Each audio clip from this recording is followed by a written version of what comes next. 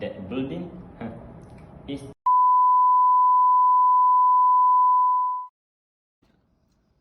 If they had known what they were in for, that building would never have been invented. It's literally one of the biggest failures in architecture history. Hi, film this, follow me. Good morning, sir. What a peculiar scene happening in the middle of the road right now. What are you doing? I am frying and you see? Oh, I know you are frying it, but why here? Because I am suddenly hungry and this road has enough amount of natural heat which is hot enough to fry it. But why? It's because of that building. Oh, you look like someone who knows a lot about this building. Can you tell us more about this? Yeah, of course. Okay, now, please tell me more about that building. Okay, firstly, 20 Frenchurch Street is a commercial skyscraper in London that takes its name from its address on Frenchurch Street. In the historic City of London financial district, it was designed by architect Raphael Vignoli and has been nicknamed as the Walkie Talkie because of its distinctive shape. Said to resemble a walkie-talkie handset, it is a 38-story high-rise hosting commercial office, a sky garden for public and social space. This curvy skyscraper offers a large viewing deck on the 36th floor as well as a vibrant social space on the top two floors encompassing restaurants and bars. As far as I know, the London Walkie-Talkie building was complete in 2014 and opened to the public in 2015. It has a curvy design with a wider and heavier top. Oh, is there any particular reason why it was designed in that way, sir? Absolutely. They aim to maximize floor space at the higher level and to create a garden in the sky, a legal assist for the public to enjoy. It is an open and vibrant place of leisure, offering visitors and different kind of experience of London. However, it appears that people were not pleased with it, so the building has had a few unenviable names thrown at it. It was once described as inelegant, bloated, and thuggish. The criticism did not just end there. For a while, the Walkie-Talkie building went by a couple of different nicknames, such as the Walkie Sucrose and Skyscraper, for reflecting of sunrise onto nearby streets. Can you explain in detail how the building got the skyscraper nickname? Is there any scientific explanation for it? It sometimes happens that architects can make mistakes. After all, they are human too. Architects sometimes overlook or wrongly estimate some factor while designing, which result in a poor, non-functional structure, which can cause harm to their surrounding. The vision that an architect has for a building may not always translate into reality.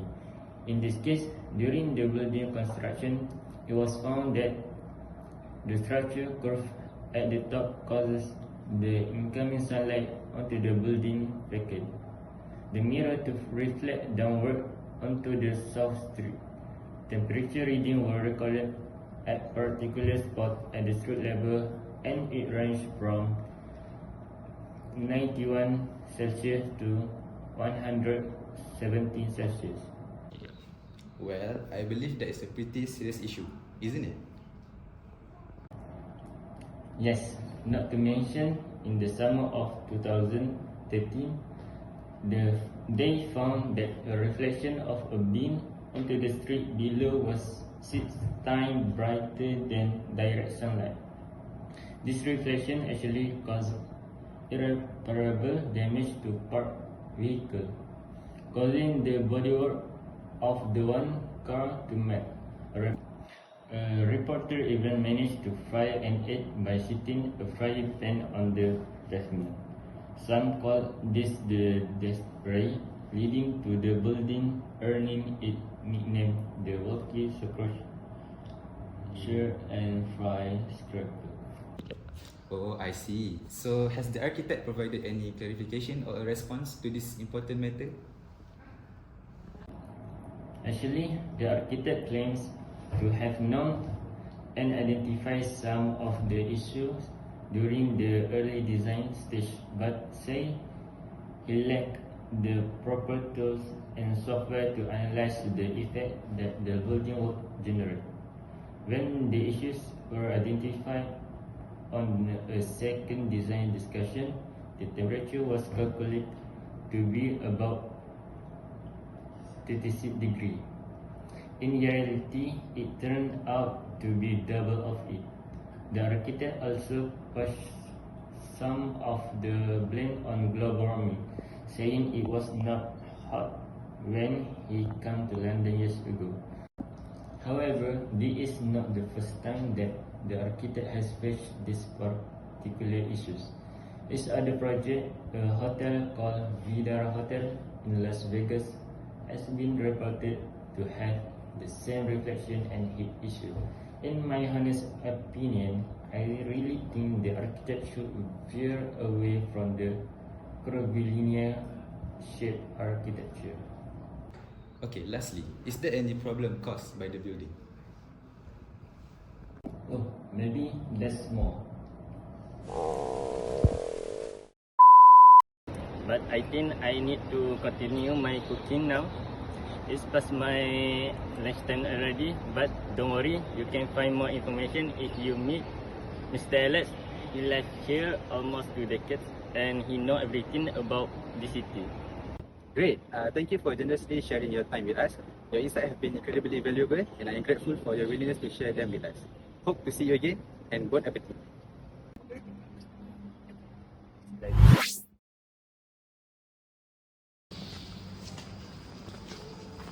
Oh, I think that's Alex. Let's interview him. Hello sir, are you Alex? Oh yes, I'm Alex. But who are you? Oh, we are from TVN. TVN. We heard that you have lived it almost 2 decades. And we know that you know a lot of things about the walkie-talkie building. Can you tell us a little bit about it? About that. Okay, nice to meet you. I am the best informer left in this city. People call me Mr. Bilby Talkie. Yeah. You know, I am born here, grew up here, study here, work here, and married here too. So, not to mention that I have people call me them. Okay. Let's go into the interrogation room first. What interrogation room? What is that?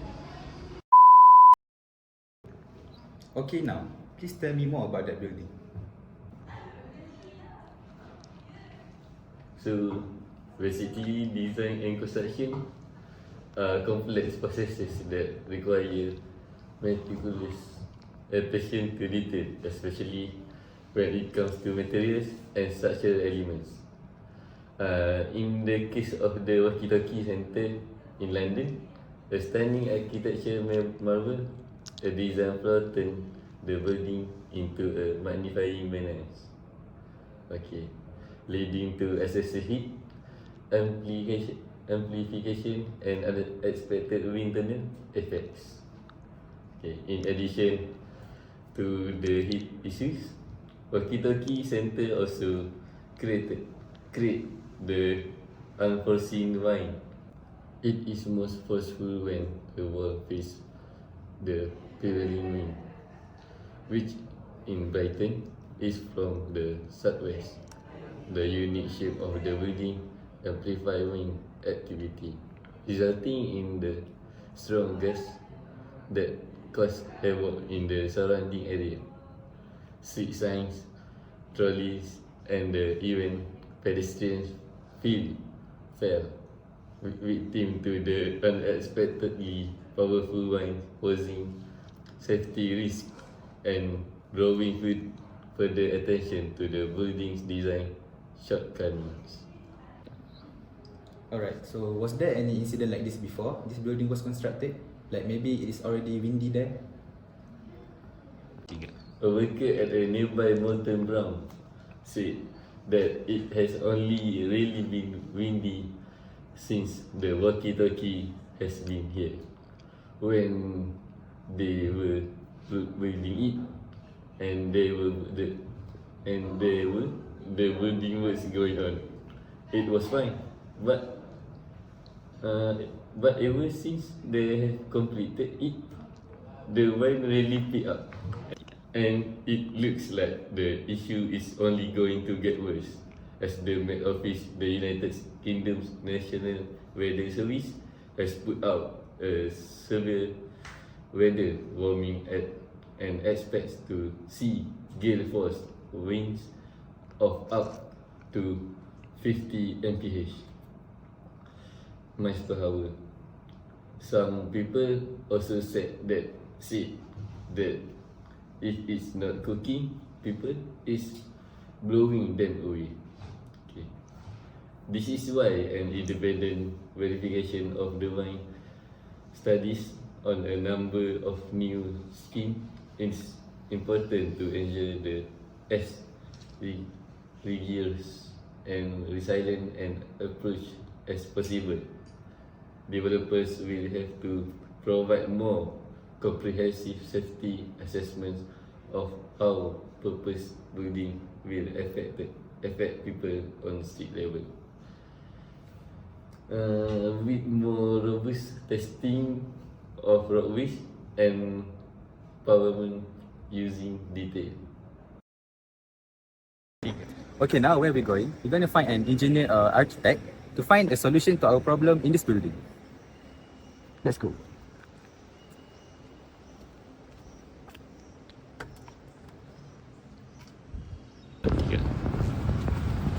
Hi, can you introduce yourself to our viewer? Oh, hi, hello. My name is Jennifer. I work as an engineer and it has been 13 years now. Hi, nice to meet you. Do you know about the problem caused by the walkie-talkie building? Oh, the one that reflect heat too hot that you can even cook something there? Really? Yeah, I know. Actually, me and my team have been doing some research on how to improvise the building. Miss, can you explain to us the details on what your ideas to improve the building? Sure. Let's follow me to our discussion room. Ikut masuk. So here, as you can see, is the material that we plan on sticking to the concave part of the building, and it is called the nano-ceramic film. Miss, I never heard about nano-ceramic film before. Can you explain it to us? Alright, so basically, nano-ceramic film is an advanced and cutting-edge technology used for window tinting applications in vehicles and buildings. It is a window film that incorporates tiny ceramic nanoparticles into its surface. This unique composition provides superior performance and numerous benefits. Okay, so now let me explain how this material will help us. The main problem of the building is the concave side reflects heat too much until the temperature increases drastically. So, when we stick this non-reflective film to the building, it can lessen the amount of heat being reflected to the street. Thus, people could walk comfortably around the building during daytime without getting scorched by the sun. Not just that, this nano-ceramic film excels in blocking and reflecting solar heat from entering the building, keeping the interior cooler and more comfortable, especially during hot summer months. But Miss, doesn't this reduce the visibility of people's view throughout the window? Don't you worry. Is there anything you want to add, Miss? There is one more feature that we would like to add onto the building. Since that part of the building receives a large amount of heat, it is best to add solar panels there. By adding solar panels, we could generate usable electricity for the building. I will explain the flow of how it generates energy. Sunlight hits the solar cells, energizing electrons in the cells and setting them in motion. Then, the electrons flow out of the junction between cell layers, creating an electric current. Metal plates and wires capture the flow of electrons and generate electricity. Wow, amazing. It was great to have a talk with you, miss. Do we meet again when the building is fixed?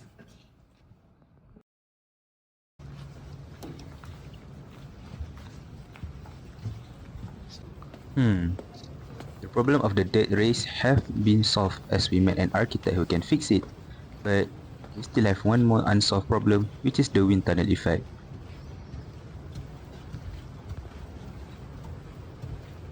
Fortunately, we found one expert who can help us with this.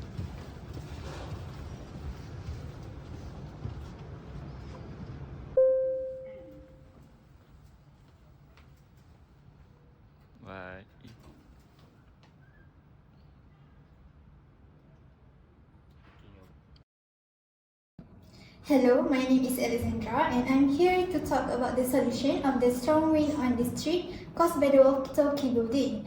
In a simple word, I plan on inserting elevated panels on the building at certain floors. So basically, the panels will automatically elevate during certain time of the day when the wind is strong. These panels will prevent the wind from going downwards and be trapped on the street. We will also make sure that the elevated panels is made from materials that will allow sunlight to pass through. May I know why you choose elevated panels instead of fixed panels? Okay, so the main reason is to add some versatility to the building. You know, right now we need to show the technologies that we have to the society. Oh, I see. Thank you so much for your solution and explanation. With the help of two experts, we managed to solve the problems that arise because of this building. Finally I can walk on this street peacefully. Thank you for watching our documentary. I'll be back with other fun and interesting topics to cover. See ya! Oh man, I cannot find my head here anymore. But oh well, I don't need this pen anymore. You want some coffee? Oh,